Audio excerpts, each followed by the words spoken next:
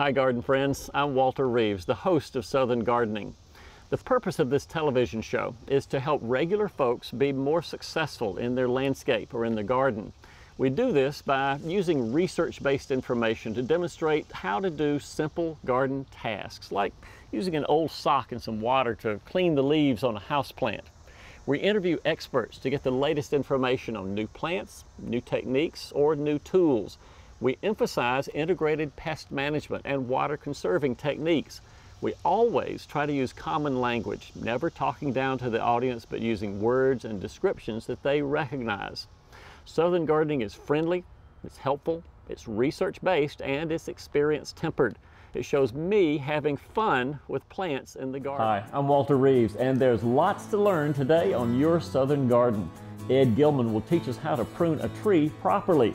And then Hank Bruno will give me a real schooling on how to transplant an azalea. All this and lots more today on Your Southern Garden.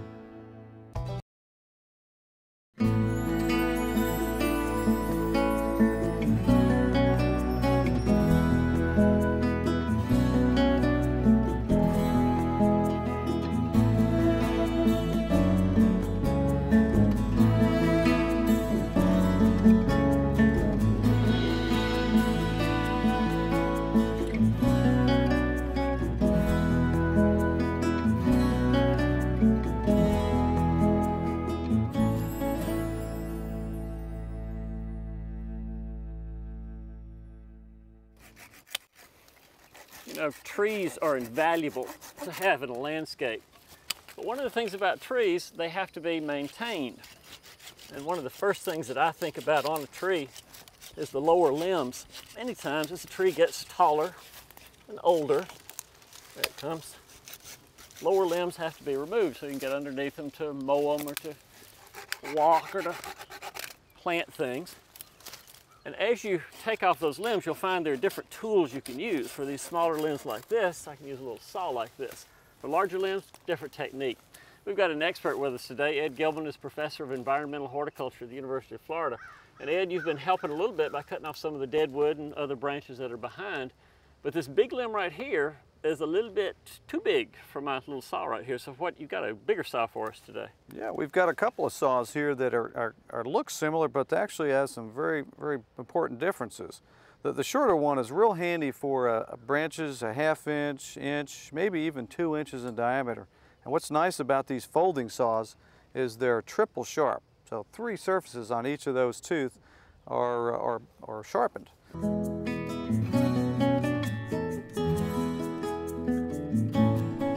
Likely you had a grandmother who was really good with houseplants, but over the years she did a great job, but she never really passed a lot of that knowledge on to you, or maybe you weren't paying attention.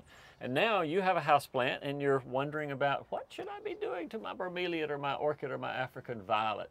You need your grandmother, perhaps she's gone and no longer with us, but who do you turn to for good houseplant information?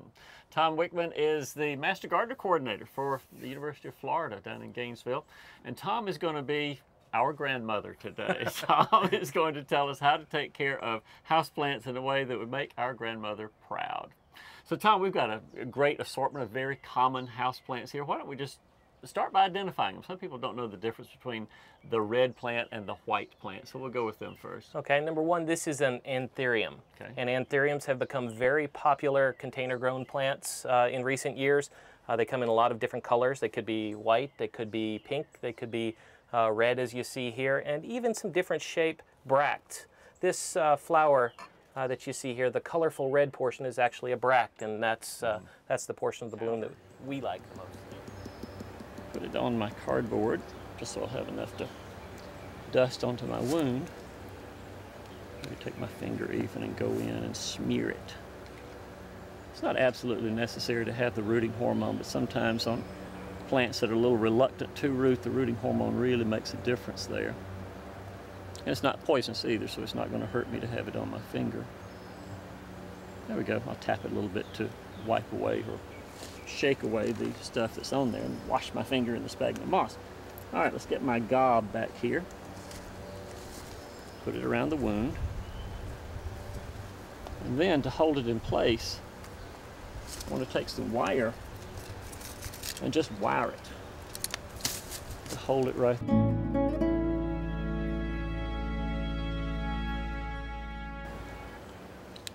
So I'll take the root-tone there around the stem. So I'll just take this little piece of wire. This could be string. If you have a partner, somebody to help you with the whole process, it works out nicely because they can hold the gob in place while you get the next ingredient, which is plastic. It's nice to whistle while I work, answering emails that we received through our RM2 garden satellite receiver.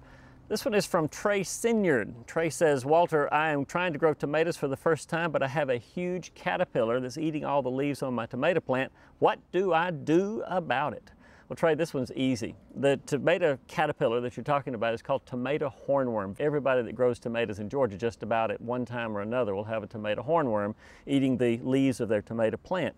Now, the tomato hornworm sometimes is really hard to find on the vine. The only way you know you have one is because of the disappearing leaves, and sometimes because of the droppings that you find on the ground or on the leaves underneath them. They're really well camouflaged.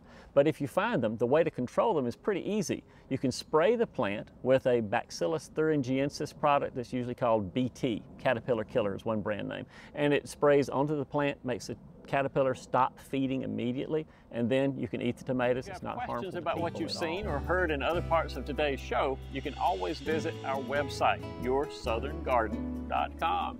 I'm Walter Reeves, hoping to see you right here next time for the next edition of Your Southern Garden.